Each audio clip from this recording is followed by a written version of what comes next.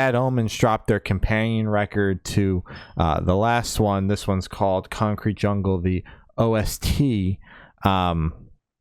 So this is, a remixed deluxe live, little bit of everything, new songs, the whole kit and caboodle. Everything you could want. To kind of go as the B-side to The Death of Peace of Mind. Yes. Which is an interesting concept. 26 tracks. And yeah, it's certainly something. An hour and a half. And a lot to take in, for sure. Listen to it a couple of times. Yes, there's a lot there, and it's a long album, and it is some killer, but some filler. Good chunk of filler. Good, lot of filler. Yeah. Some killer, lot of filler. Yeah. Obviously I fucking love Van, Violence Against Nature. Incredible song. Possibly my favorite Bad Omens track ever. And I love hearing Noah do Poppy's part when Poppy isn't available to do her vocals. Yeah. So I think it's a great Bad Omens song. I think it's a great Poppy song. Overall, just incredible. The Wargasm song was also incredible. I was very happy to see Wargasm on here and happy to see that the song was incredible. It was a great feature. The Era song wasn't my favorite, but it was still good. I did like that, even though it's kind of a half album, I guess. I would count it probably as an EP if you take out a lot of the interludes and little fuzzy parts that they put in. I think it would be counted as an EP or a longer EP or a very, very short album. But I did like that they added little interludes or kind of little like intros, outros, whatever. I did like the Iris.exe, a familiar name, after we listened to the See You Space Cowboy album. So that was kind of cool seeing them from this album into a fucking massive project. It was like, damn, that actually happened overnight. My God. I mean, it probably didn't, but from my perspective. Yeah. How did you feel about, then we'll move on to the other stuff. How did you feel about the new tracks? The new tracks were definitely my favorite part of the listening experience, and kind of why I was coming to this record in the first place. Took me a second to understand the idea. When they dropped Van, I was like, what do you mean Bad Omens put out a song and Noah wasn't on it? Like, I was one of those people online. I'm like, ridiculous. Fucking nerds, bunch of losers. This is dumb. But it very quickly grew on me, and it was just like that initial shock of like, it's a Bad Omens song, but it's not. Noah. It's not Noah, although he's obviously still involved in the process. So I thought that was, a really unique idea, and it somewhat continued. They allowed the features to really take control of the song, and it be a true collaboration between the two projects, and it not just be Bad Omens and then Era or Poppy, like just doing their thing on a verse. Each song kind of allowed the featuring act to really have a say and kind of make it theirs, and it kind of feel in a small way their style, although it still be at its core a Bad Omens song. So that means I really enjoyed Van and Anything More Than Human. I really liked the song with Wargasm as well, and I thought The Drain was really cool. Nervous System as well. Basically, the songs with the features, although wasn't a huge fan of Terms and Conditions. It was very repetitive. I liked the callback to other songs off of Death of Peace of Mind. What Noah was saying on the track was callbacks, but it just felt very repetitive. It was just a lot of the track name being said, and I was like, that's enough, especially so early in the record. Now, Digital Footprint should fuck off. Okay. Yes. If I wanted to listen, my problem is not that it's an electronic song that clocks in at almost 5 minutes, because I do enjoy electronic music. My problem is that it just didn't go much of anywhere, and then didn't add anything. Went and then went on for way too long. The purpose of the track didn't even have to be that it adds anything to the record other than just being an electronic interlude in the record. Filler. But the track did not go literally anywhere for 5 minutes. Like, it was basically the same thing, and that was the track. And that was my problem, is that it felt like a poor execution of what was attempted. Yeah. But, that then leads into Nervous System, which is also, an electronic focused track that I thought was done well. So they can do it well. I just don't think Digital Footprint was the move. No. And, even is one of the only songs on here that are new, with just them, at their core. And then, we had other songs on here that don't have features that were more so interludes and electronic elements. But I thought Even was cool, a little slow, but, welcome in this sea of just what the fuck is going on in the first third of this record, we'll say. But overall, I think that the features were picked well. The artists that they worked with were picked well, and I think that they all did the job that they were supposed to do. Whether I liked the song or not, I thought that each artist, really shined through and did what they needed to do, and also put in their own flair into the record or into the song, and really was allowed to shine, which I commend Bad Omens for. I think that, what they did here is a unique idea and not something we see every day. So yeah, that I enjoyed the first third of the record for a good chunk of it. Yes, agreed. Yeah. I liked the features that I shared. I need more time with the other ones. I agree with you on Terms and Conditions, where it was just kind of like one of the ones where off the bat I was like, I'm not sure if I like this one. Yeah. But I'll give it time. Yeah. I'll give it time. Yeah. Now, on to the middle part of the record. The remix portion. Yeah. So they do a bunch of remixes. They basically do what Paramore did earlier this year. Yeah. Was it? Yeah. Yeah, where they got different artists, bands to remix their more popular songs. For Paramore, they did the entire album, but for Bad Omens, they did their top song. So Death of Peace of Mind was on there twice, Bad Decisions, Just Pretend, Artificial Suicide, of course, and then The Gray. So I saw these because for the first two, it's Artificial Suicide, and then in brackets, Unzipped, and then The Gray in brackets, Unzipped, featuring Thousand Below, a band that we literally just spoke about 5 minutes ago. Big fan of that band. I love that band. So seeing that feature got me excited as I was still going through the first third of the record. So I was like, oh my God, they got fucking James on 2 tracks. This is gonna be fucking awesome. Getting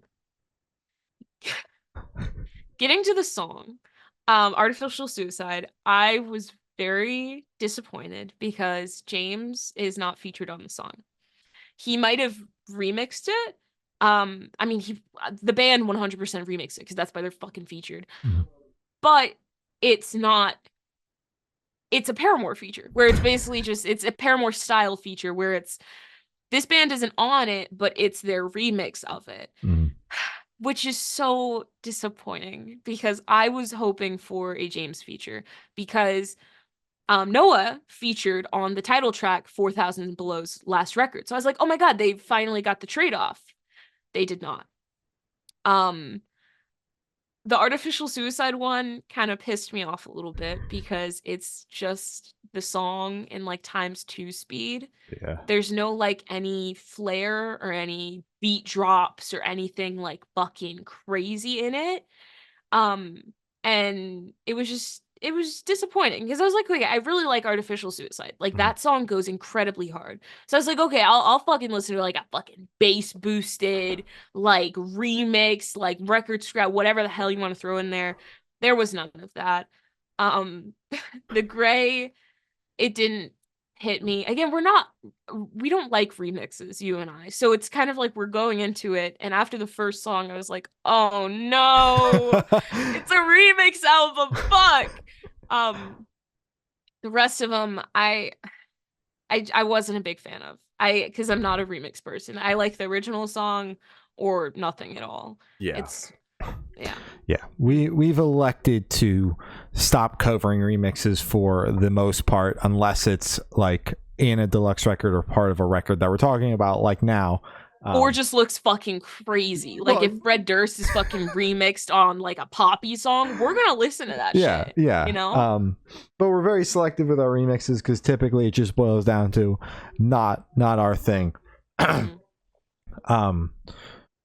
So I'm glad that this portion of the record was small. It didn't Short. yes, it did not take up a large chunk. I mean, the two biggest chunks were the first half where it's the new stuff, and then the second half, which was the live tracks.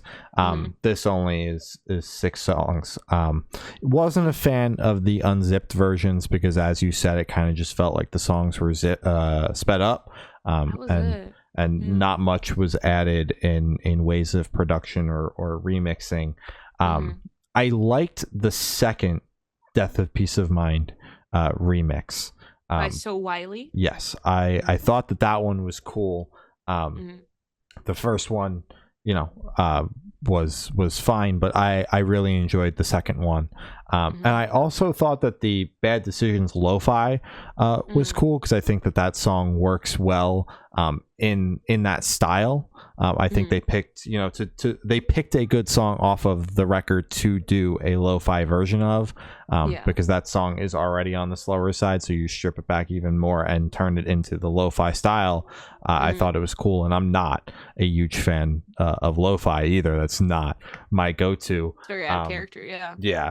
And then the Just Pretend credits thing was not my favorite, but overall I did not come out of the remix portion of this record with a visceral hate like I do on some remixes or that remix Water Parks portions. Run was difficult. Yeah, exactly.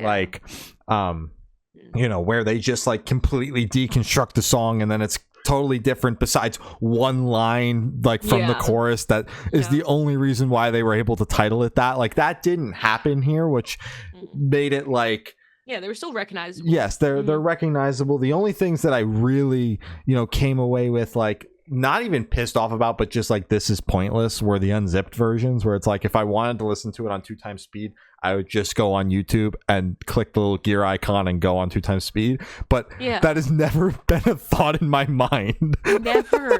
Never. I don't understand. And also I was hoping, because once it kind of clicked that these are remixes, okay. I was hoping for Sullivan King, because I saw Sullivan King in he opened for Avenged Sevenfold, and he did have a dubstep or electronic, I don't know what the fuck. He had a remix of Death of Peace of Mind, and it was so fucking good. Yeah. Might have been because I was in a crowd and I was hearing it and seeing the visuals and shit. But I remember being like, oh, this is the first remix of a song that I know where I'm actually oh, this is actually really fucking good. Yeah. I wish he was featured on this record, because that would have at least been the one song that I came away with oh, I really liked that one. Studio version, it was still good. It wasn't just because I was in a crowd with people. I feel like that was a missed opportunity, because he's big in the alternative community. So it's kind of weird that he wasn't on here, but I mean, I guess they already had 2 Death of Peace of Mind remixes, so Do we maybe really need 3 any would be more? too much. Yeah. Yeah, but honestly, Right. my favorite from this portion was the Bad Mhm. Decisions lo-fi. I just Yeah. think that idea was executed flawlessly. Yeah. And then moving on to the live portion of the record, where there's not much to say other Yeah, than I don't have anything. I think that honestly, Mhm. they kind of nailed what I want from a live record. Like there's Mhm. not a lot here, which is good because like for me a live record is like an experience. Like it is not something that I just throw on to listen to in the background. Like it is very much an active listening experience for me because I want to like Okay. try to feel it as much as possible. Mhm.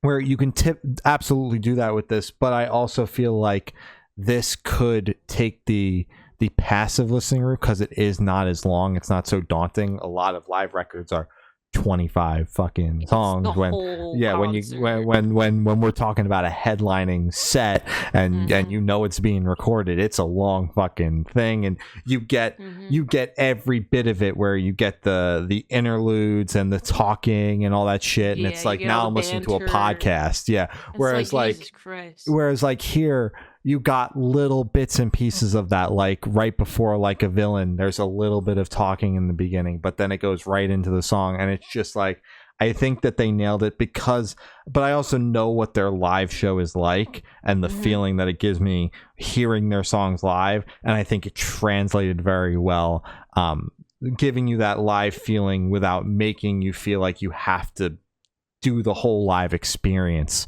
with them. Yeah. It's more so like selective snippets, and I think they nailed it. I actually enjoyed the live portion of the record, especially Van. Fucking love that song. That song's Yeah. crazy, but just cool to hear these songs off this record.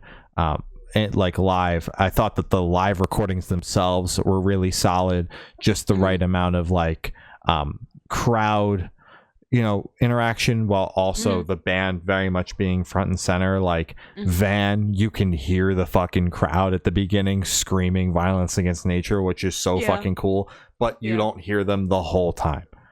Thank God. Like it's everything was selective, and it felt like there was some intention behind it, not just like we just want to tack on live tracks to the end of this. And I can again respect that. There's a lot of respect for the band and the way that this idea was executed, just through and through, even if there were parts of it that I was less than fond of.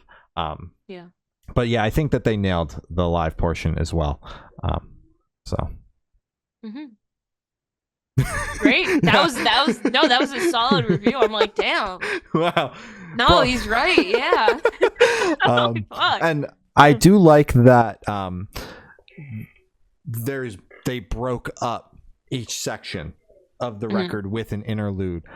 It wasn't just some of the interludes I was like, could we have added a little bit more sound, especially like that's mainly throwing at the opening track of the record, the opening interlude, for it's called Beat Death.